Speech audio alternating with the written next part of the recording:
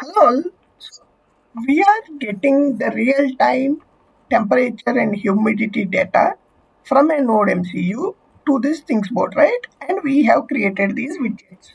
But one disadvantage you see here, I think it should not be a disadvantage. Basically, it's a inconvenience. Like you are not able to see all the sensors at the same time, right? You have to scroll down and see the humidity and then the time series chart for humidity and temperature, right? So what should you do? Okay.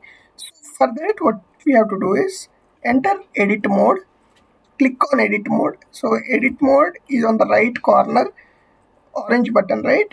You can see at the corner here. Click edit mode. Okay, and then once we see here, there is something called manage layouts. Okay, you can see here there is a manage layout. Now, what we can do is here, this is the main layout. We can have a divider, okay, and we can also adjust your fixed width, okay, or for now make it 50-50 and save it.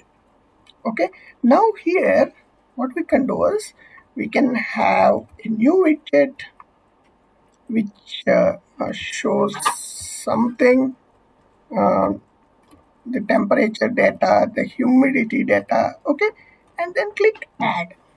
You can see it's convenient to use, right?